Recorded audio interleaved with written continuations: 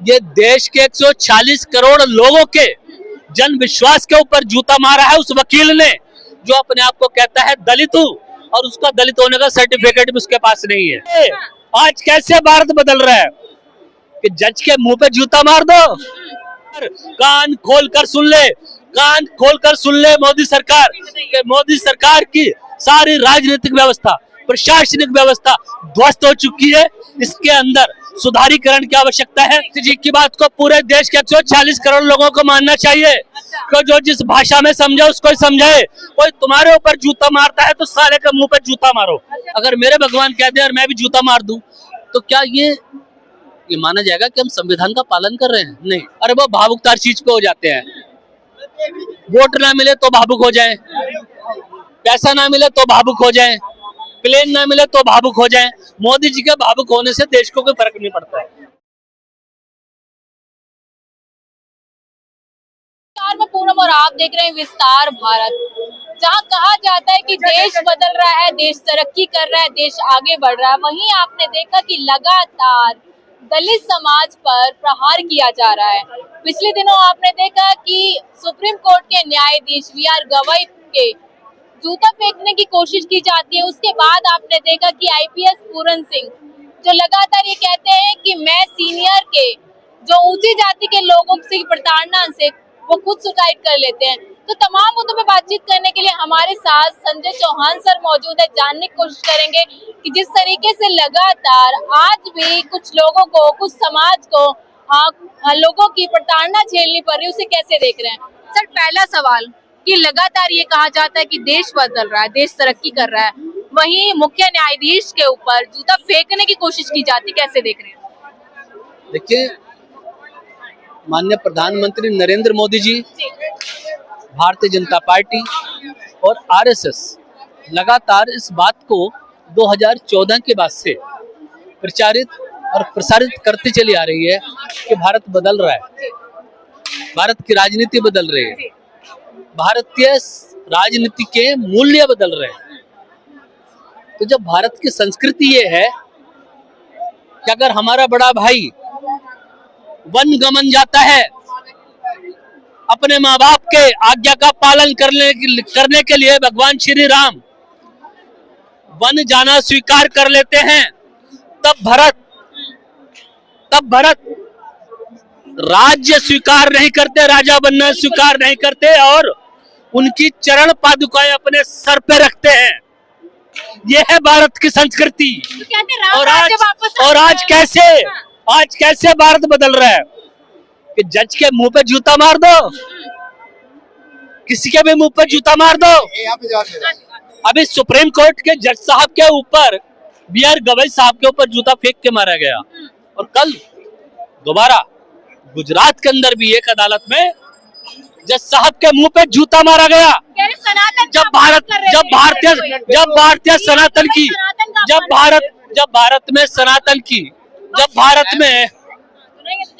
भारत में सनातन की संस्कृति ये है कि हमने अपनी चरण खड़ाओं को अपने सर पे रखना है, तो जो जूते सर पे रखे जाते हैं, जो चरण पादुकाएं सर पे रखी जाती हैं, उनको आप कैसे मुंह पे मार सकते हो?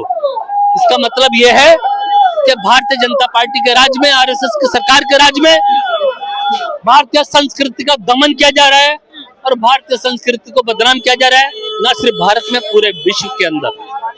सनातन का अपमान किया था, सनातन का अपमान हिंदुस्तान नहीं सहेगा, एक्शन करेगा। क्या एक्शन हो गया?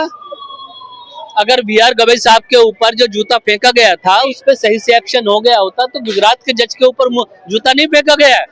और ये कोई बहुत बड़ी दूरगामी चीजें नहीं है। मोदी जी भावुक हुए ये अरे वो भावुकतार चीज पे हो जाते हैं।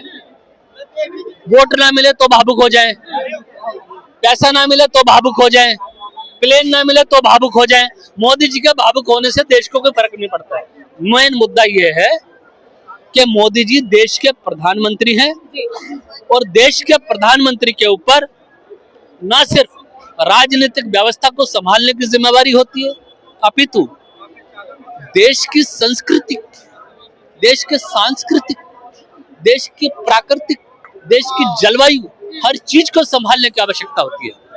देश की शिक्षा, देश की चिकित्सा, देश की महिलाएं, महिलाओं की सुरक्षा, बच्चे, कुपोषण, इन सब की जिम्मेवारी होती है प्रधानमंत्री की। जिम्मेदारी नहीं निभा रहे क्या? कहाँ निभा रहे? तो कहते हैं कि मैं जब से आया हूँ देश का विकास हुआ है, गरीबी रेखा कम हुई हाँ है। तो हुआ है ना, इतनी हिम्मत बढ़ गई है लोगों के अंदर।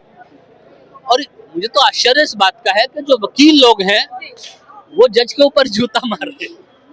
अरे मैंने नहीं किया, भगवान ने मुझे ये बोला, भगवान आए मेरे साथ। कल को मेरे सपने में भगवान आ जाए, कुछ वकील के मुंह पर जूता मार दो तो क्या तो क्या मुझे इजाजत मिल जाएगी?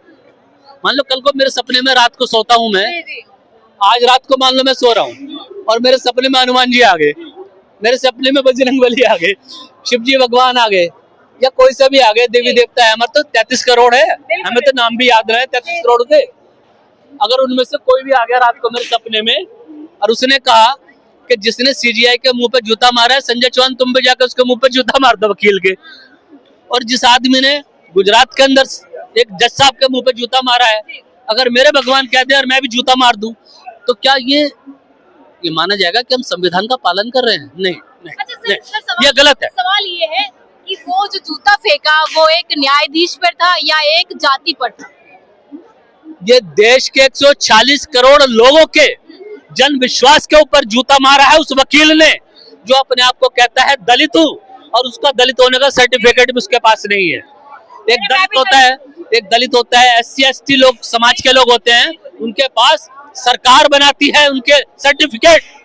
और सरकार का रवैया देखिए, हमारे जातिगत प्रमाण बनाने के लिए कि तू SC है, तू ST है, तू दलित है, तू नीची जाति का है, ये सरकार ठप्पा लगाती है सरकारी मोहर नीले रंग की, ये देती है, ये बना के देती है कास्ट के, ये कास्ट का जातिगत सर्टिफिकेट बना के देती है, जातीय प्रमाण पत्र। अरे ये व्यवस्था बंद होनी चाहिए। अरे आरक्षण कब तक पालोगे? कब तक पालो? जब मायावती को आरक्षण चाहिए क्या? चंद्रशेखर रावत को आरक्षण चाहिए क्या? ये लोग ही तो किसको चाहिए? प्रकाश सिंह बादल को आरक्षण चाहिए क्या? ओबीसी नरेंद्र मोदी को, तेली समाज से आते हैं, इनको आरक्षण चाहिए क्या? इनको आरक्षण चाहिए क्या? लेकिन ये समाज के लोग ही तो कहते हैं कि आरक्षण हमारा हक है, हम नहीं छोड़ेंगे। तो कब तक हमारे सीने पे हमारी मूंग दलते रहोगे? सवर्णों का अधिकार कब तक खाते रहोगे? अगर किसी इंसान को जूता फेंक के मारा जाता तो क्या लग रहा है कि आज भी समाज में एकता है? मैंने कहा योगी आदित्यनाथ जी की बात को पूरे देश के 140 करोड़ लोगों को मानना चाहिए। तो जो जिस भाषा में समझे उसको ही समझे। कोई तुम्हारे ऊपर जूता मारता है तो साले के मुंह पे जूता मारो। ये योगी आदित्यनाथ की बात का आज फैन हो गया। मैं आज योगी आदित्यनाथ की बात का फैन हो गया हूँ। जो जिस भाषा में समझे वही समझाओ। अगर तुम्हारे को कोई जूता मारता है तो जूता मारो, जूता फेंकता है तो उसके मुंह पे जूता फेंको, कालिक फेंको, स्याही फेंको, तभी उसको पता लगेगा, तभी उसको पता लगेगा। ने तो माफ कर दिया सर। तो माफ करना तो भारत की संस्कृति है। तो बढ़ावा नहीं मिलेगा ऐसे लोगों को? क्या बढ़ावा मिला? क्यों ऐसे लोग तो फिर निडर होकर करेंगे? तो कोई दूसरा आदमी आए क्या? मैं नहीं हूँ, आप नहीं हो, कोई नहीं है। मैं तो खुद इनके मुकदमे झेल रहा हूँ, इसलिए नहीं जा रहा हूँ। मैं तो भारतीय जनता पार्टी का मुकदमे झेल रहा हूँ, इसलिए नहीं जा रहा हूँ। वरना इस वकील की तो मैं रेंट निकाल देता, इसकी वकालत की डिग्री खत्म करवा देता इसकी। सवाल ये है सर, जिस तरीके से लगातार आज भी ऐसे मुद्दे उठ के आते हैं, लेकिन सरकार कोई कड़ा नियम या कड़ा कानून क्यों नहीं बनाती? खाली एक ट्वीट करके क्यों छोड़ देती है? अरे सरकार बेकार है, निकम्मी सरकार है, फेल सरकार है, डरी हुई सरकार है, सरेंडर सरकार है।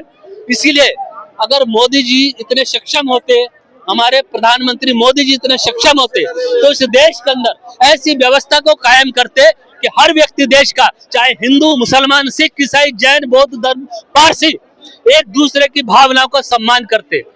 आज दलित के मुंह पे जूता मार रहा है, जो बाद में कहता है मैं खुद दलित हूँ। अगर दलित को जूता मार रहा है तो आप कैसे भाईचारा निभाओगे? अगर आप एक जाट का मर्डर हो जा रहा है, वो आत्महत्या कर रहा है। देखिए देश की व्यवस्था जा कहा रही है।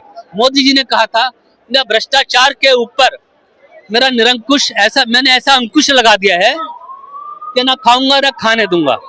जिन्होंने लूटा है उनको लौटाना पड़ेगा।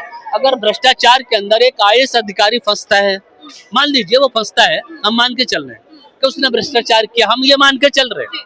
अभी तो वो मर गया, अभी तो है नहीं हमारे बीच में कि अपने साक्ष्य प्रस्तुत कर सके। उनकी बीवी है, उनकी बेटियां हैं, उनका परिवार है। तो जो व्यक्ति उन चीजों को देख रहा था। जो आईओ ऑफिसर बना हुआ था, इन्वेस्टिगेशन ऑफिसर था, उसको आत्महत्या करने की आवश्यकता क्या पड़ रही? और आप जब अपने सुसाइड नोट बना रहे हो, वीडियो बना रहे हो, तब आप उस आदमी को तो अपराधी बना रहे हो और अपने आप को क्लीन चिट दे रहे हो और कहते हो मैं भगत सिंह के विचारों पे चल रहा हूँ। मैं ऐसे लोगों को बोलना चाहता हूँ, भगत सिंह का नाम अपनी गंदी राजनीति के लिए बदनाम मत कीजिएगा। भगत सिंह, सुभाष चंद्र बोस, चंद्रशेखर आजाद, बिस्मिल्लाह खान, कितने किनका नाम लोगे? अशफाक उल्लाह खान, कितने लोगों का नाम लोगे आप? अरे भूल जाओगे, गिनती नहीं आएगी आपको, जिन्होंने कभी नहीं सोचा। और भगत सिंह ने आत्महत्या नहीं की थी, फांसी दी गई थी उनको। जो पुलिस वाला मर गया, कहाँ का था? जींद का रहने वाला था, हरियाणा का। उसने क्या कहा? मैं भगत सिंह के विचारों पे चल रहा हूँ। अगर भगत सिंह की एक किताब का एक पन्ना भी पढ़ लिया होता ना उसने, तो वो आत्महत्या नहीं करता। क्योंकि जो देश के सच्चे क्रांतिकारी होते हैं वो मरते नहीं, आत्महत्या नहीं करते, वो शहीद होते हैं देश के लिए, भले ही उनको फांसी की सजा हो जाए। और क्रांतिकारी विचार इस देश के अंदर, देशवासियों के अंदर कूट कूट के भरे हैं। कल को संजय चौहान को मार दिया जाएगा, मुझे अफसोस नहीं होगा, क्योंकि संजय चौहान इस बात को जानता है। क्रांतिकारी कभी मरते नहीं है, बल्कि वो देशवासियों के दिल में, उनके विचारों में हमेशा हमेशा के लिए अमर हो जाते हैं। इसलिए क्रांतिकारियों को बदनाम ना करके, अपने भ्रष्टाचार की नौकरियों को बचाने के लिए, अपने परिवारों को बचाने के लिए, अपनी राजनीति को बचाने के लिए हमारे महापुरुषों का नाम का दुरुपयोग न राजनेता करे और न यह प्रशासनिक व्यवस्था करे। और मोदी सरकार कान खोलकर सुन ले, कान खोलकर सुन ले मोदी सरकार, कि मोदी सरकार की सारी राजनीतिक व्यवस्था, प्रशासनिक व्यवस्था ध्वस्त हो चुकी है। इसके अंदर सुधारीकरण की आवश्यकता है। ये लोग जो आत्महत्या कर रहे हैं, ये वास्तव में ऐसे लोग हैं जो समाज को गुमराह करके अपनी राजनीति की चरण चाटुका कर रहे हैं।